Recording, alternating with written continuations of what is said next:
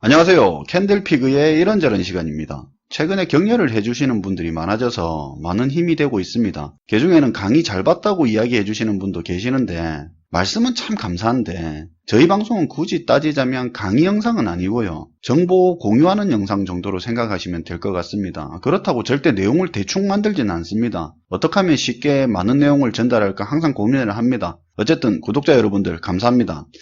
각설하고요. 당장 업황이 안 좋기는 한데요. 오늘은 우리나라 조선업 이야기를 한번 해보겠습니다. 당시 영화 괴물하고 타짜가 한참 유행할 때였는데 2005년 6년쯤 됐겠네요. 지금도 기억이 나는데 어느 잡지사에서 재미삼아 설문조사를 했는데 당시에 선호하는 남편 직장 순위 상위에 조선소가 있었습니다. 그때 진짜 우리나라 조선업 호황이었죠. 직원들 연봉도 좋고. 그 당시에 신문에 보면 조선업 이야기할 때 제목에 사상 유례 없는 초호황이라는 제목이 달린 기사가 많았습니다. 근데 그 당시에 뭐 때문에 그렇게 초호황이 왔었는지 이야기를 오늘 한번 해보겠습니다. 우리가 차를 바꾸게 되면 사람마다 타는 기간이 다르겠지만 5년 탄다고 치고 1월 달에 차를 많이 바꾸잖아요. 배도 그런 게 있습니다. 설계 수명은 30년 이런 식으로 설계가 되는데 그렇게까지 쓰면 노후화돼서 선박 유지비가 너무 많이 들고 그래서 평균적으로 20년 정도 되면 해운사들은 배를 바꾸는데요. 이게 자동차 사는 1월달처럼 배 바꾸는 것도 15년에서 20년 주기로 시즌이 있습니다. 해운사들이 배를 많이 바꾸는 그 시즌이 당시에 2000년 초반이었습니다. 식당으로 치면 점심 영업타임이죠.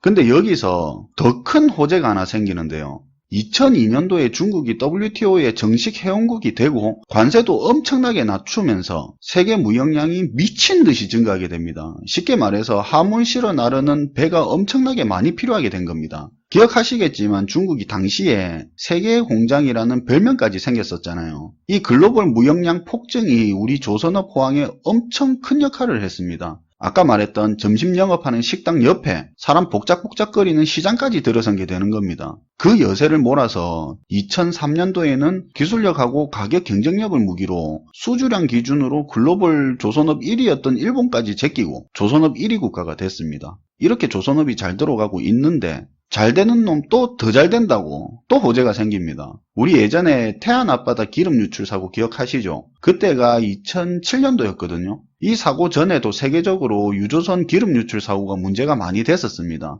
그러다 보니까 IMO라고 해서 국제 해사기구가 있는데요. 전 세계 선박이나 항로 이런 거 전반적으로 컨트롤하는 곳이 있는데 이 유조선 기름 유출이 자꾸 문제가 되니까 이 IMO에서 이중선체 유조선이 아니면은 2010년부터는 바다에 못 돌아다니게 규정을 해버립니다. 이중선체라는 게 어려운 건 아니고 우리가 물에 바가지 띄워놓고 바가지에 기름 부어놓으면 이게 유조선입니다. 근데 이 바가지에 금이 가든가 깨지면 기름이 유출되잖아요. 이거를 막기 위해서 물에 떠있는 바가지에 조금 더 작은 바가지 하나 더 넣고 그 작은 바가지에 기름 넣는 게 이중선체입니다. 밖에 바가지 깨져도 기름이 유출이 안 되죠. 그런 겁니다. 이렇게 되니까 유조선 운영하던 선사들은 영업을 계속 하려면 2010년까지 배를 바꾸든지 개조를 하든지 해야 하니까 선박 발주량이 추가로 또 늘었던 거죠. 근데 여기서 끝이 아닙니다. 중국 저가 수주로 경쟁이 치열해지는 가운데 이때 중동에 정치적인 문제가 발생했는데 이 문제 때문에 2011년쯤에 유가가 배럴당 $100 이상까지 엄청나게 치솟는 사태가 발생했거든요. 이러다 보니까 바다에서 기름을 뽑아 올리는 것도 돈이 되는 시기가 온 겁니다. 쉽게 이야기하면 유가가 적당한 수준이라면 육지에서 기름 뽑아 올리면 돈이 되는데 바다까지 가서 기름을 뽑아 올리면 시추 단가가 세니까 돈이 안 되는 겁니다. 근데 아까 유가가 $100 넘어갔다고 그랬죠. 이렇게 유가가 워낙 비싸다 보니까 바다에서 뽑은 기름이 원가가 비쌈에도 불구하고 돈이 되는 구조가 된 겁니다. 이러다 보니까 세계 대형 석유회사들이 바다에 기름 뽑으러 가려고 우리가 많이 들어본 드릴십 같은 해양 플랜트를 많이 필요로 하게 된 거죠. 이때 해양 플랜트들이 당시에 사실상 우리나라밖에 만들 수가 없어서 해양 플랜트 시장을 독식하게 되는 그런 호황을 겪게 되는 겁니다. 이렇게 조선업 호황 초반부터 조선업 호황 후반부까지 이런 스토리가 있었습니다. 그러니까 처음에 말했던 것처럼 호재에 호재가 겹치니까 사상 유례 없는 초호황이라는 이야기가 있었던 겁니다. 그러면 이제 궁금해지는 게 있죠. 그렇게 잘 나가던 대한민국 조선업이 어떻게 이렇게까지 불황이 왔느냐, 그걸 궁금해할 수 있는데, 사실 제가 조선업 호황기에 대한 설명을 이어가기 위해서 딴 이야기를 하면 중간에 흐름이 끊길까봐 거론은 안 했는데 2008년 글로벌 금융위기 이전부터 문제는 슬슬 발생하고 있었습니다.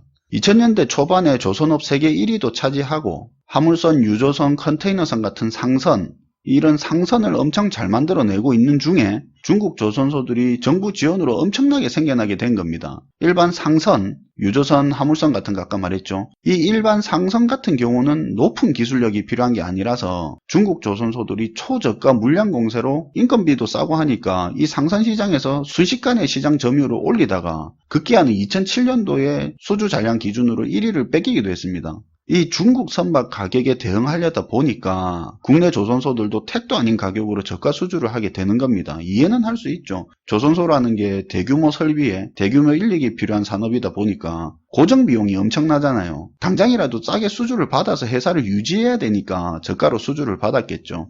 어쨌든 그런 상황에서 한국 조선소들은 계속 수익률이 줄어들고 있는 상태였습니다.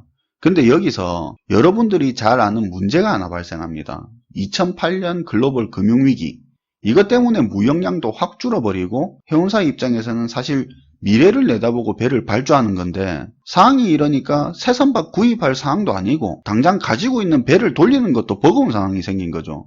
이렇게 화물선, 유조선, 컨테이너선 같은 상선 주문이 딱 끊기고 나니까 일반 상선만 만들던 중소형 조선소가 안 그래도 중국하고 경쟁한다고 저가 수주 때문에 돈이 안 되는 상황이었는데 이제 이 중소형 조선소가 본격적으로 무너지기 시작한 겁니다. 경남 통영 같은 데가 중소형 조선소가 많았는데 거기는 쓰러지고 대형 조선소들은 수익성 악화가 시작됐습니다.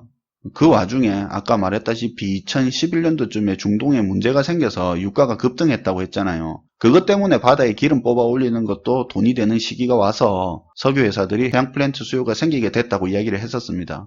그런데 우리나라 대형조선소 3사에서는 안 그래도 상선 분야 선박 가격이 낮아져서 수익률이 별로라서 머리 아픈 상태였는데 잘 된 거죠. 그 당시의 상황에서는. 척당 조 단위 프로젝트인데 완전 논한 거죠. 거기다가 전 세계적으로 해양 플랜트 건조할 만한 곳이 실질적으로는 국내 조선 3사가 거의 유일하다시피 했으니까 그냥 수요가 생기면 무조건 우리나라가 공사 딸 수 있는 그런 상황이었습니다. 거기다가 해양 플랜트 공급보다 수요가 많은 상태여서 초기에는 해양 플랜트로 한 번 더 새로운 조선업 2차 호황이 오는 거 아니냐는 이야기도 있었습니다.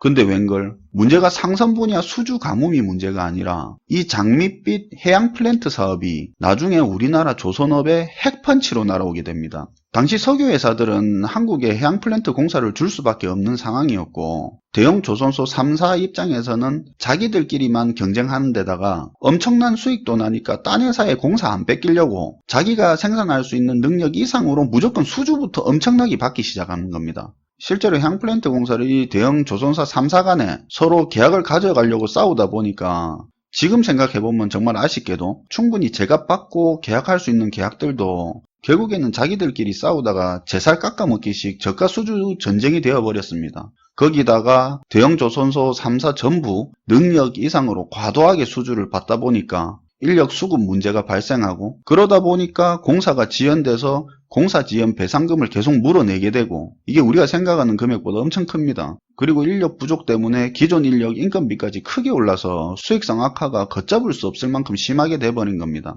사실 이 해양 플랜트라는 걸 이 대형 조선소들이 설계 단계부터 선주한테 넘겨주는 마지막 단계까지 전부 다 하는 식으로 한 적은 별로 없었습니다. 근데 이 해양 플랜트 호황기에는 전체 과정을 다 해서 선주한테 넘겨주는 소위 말하는 턴키 계약으로 계약을 했었죠. 옛날부터 하던 방식이 아니고 거의 처음 하는 방식의 일이다 보니까 더 힘들고 시행착오도 있었겠죠. 그래도 자기들은 앞으로 수주 받을 게 많을 거니까 수업료라 생각을 했겠죠. 근데 안 되는 놈은 뒤로 자빠져도 코 깨진다고 이런 상황에서 2014년도에 유가가 배럴당 100달러 정도 되던 게 50달러까지 급락해버린 겁니다. 간단히 말하면 바다 나가서 비싸게 기름 뽑아 올리는 짓 하면 손해나는 상황이 돼버린 겁니다. 해양 플랜트가 필요가 없어져 버리는 거죠. 급락한 이유도 알면 재밌는데 다음 기회에 하기로 하고요.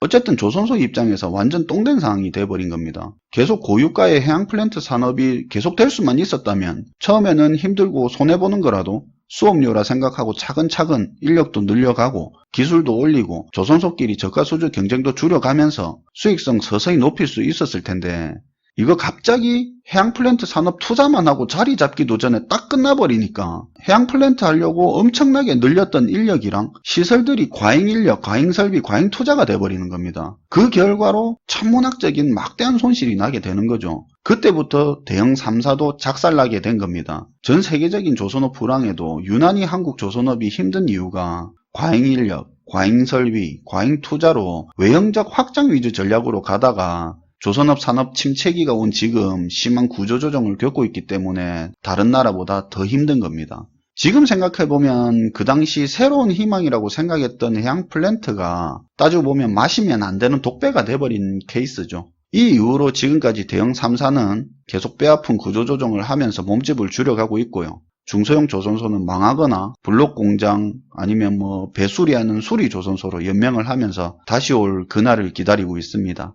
사실 까놓고 이야기해서 지금이야 지나서 보는 거니까 뭘 잘못했니 뭘 잘했니 할 수 있는 거지 그 당시만 해도 국가 전체가 해양플랜트 황금시대를 보고 있었습니다. 그러면 요즘 조선업 시장은 어떻냐 이것도 좀 궁금하겠죠.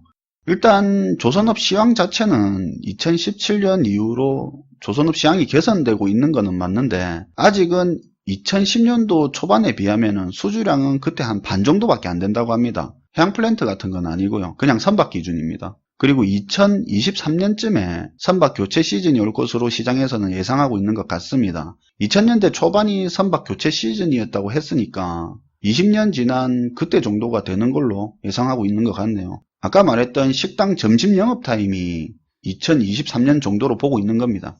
그리고 이건 들은 이야기인데 화물 싣고 세계를 왔다 갔다 하는 배들이 연료를 2개 쓴다고 하더라고요. 육지에 가까운 연안에서 움직일 때는 대기오염 때문에 디젤인지 뭔지 하여튼 어쩔 수 없이 깨끗한 기름을 쓰다가 공해상 먼바다로 나가면 값싼 벙커CU라는 기름으로 배를 움직인다고 하더라고요. 그게 매연이 장난이 아니라고 합니다. 근데 우리가 바다 한복판에 갈 일이 없으니까 그런 장면은 실제로 보기 힘들다고 하더라고요. 제가 이 이야기를 왜 했냐면 아까 이야기했던 국제해사기구에서 배에서 나오는 매연 규제를 더 강화시킨다고 해서 앞으로 해운사들이 배 바꿀 때 친환경 선박으로 바꿔야 한다는 겁니다. 우리 자동차 이야기할 때 대기오염 심하게 시킨다고 노후 경유차 규제하고 정부 차원에서 고연비차나 전기차 같은 거 밀어주잖아요. 그런 거하고 비슷하게 국제해사기구에서 친환경 선박을 계속 권장하고 있는 상황이다 보니까 결국 2023년 선박 교체 시즌 올 때 누가 조선업 선두주자가 될 수 있냐는 거는 친환경 선박을 얼마나 싸게 잘 만드냐가 핵심이라고 합니다. 여기서 중요한 연료가 LNG 연료라고 합니다. 우리 자동차들이 휘발유에서 전기차로 바뀌는 것처럼 앞으로 배들도 기름에서 LNG로 바뀌는 추세인데 2023년 선박 교체 시기를 기점으로 많이 바뀔 예정이라고 합니다. LNG선 만드는 기술이야 우리나라 최고니까 우리한테는 유리한 판이 펼쳐진 건 맞습니다. 이렇다 보니까 LNG 연료 추진선, LNG 운반선이라든지 LNG 추진선에 연료 넣어주는 LNG 벙커링선, 부유식 LNG 저장 탱크 이런 수요가 급증할 걸로 보고 관련 기술들도 개발하고 있고 계속 LNG 관련 선박 건조 실적도 쌓고 있다고 합니다. 이외에 회사 자체적으로 몸집도 줄이면서 과잉설비나 인력도 계속 구조조정하고 있고요. 지금 힘든 인고의 시간을 조선업이 이렇게 보내고 있습니다. 국민 세금 축낸 조선업이라고 욕하는 사람도 있기는 한데 어떻게 보면 안타깝기도 하고 빨리 잘 됐으면 합니다. 오늘 캔들피그의 이런저런 시간은 우리나라 조선업 포항 시절부터 앞으로 전망에 대한 이야기를 해봤습니다. 그리고 사투리에 안 익숙한 분이 많으실 텐데 이게 표준말로 해보니까 제가 말이 안 나옵니다. 이게 어쩔 수 없습니다. 자주 듣다 보면 괜찮아질 겁니다. 안 되면 뭐 할 수 없죠 뭐. 어쨌든 캔들스토리 관심 가져주셔서 감사합니다. 지금까지 캔들피그의 이런저런 시간이었습니다. 캔들스토리 식구가 되고 싶으시면 구독 눌러주세요.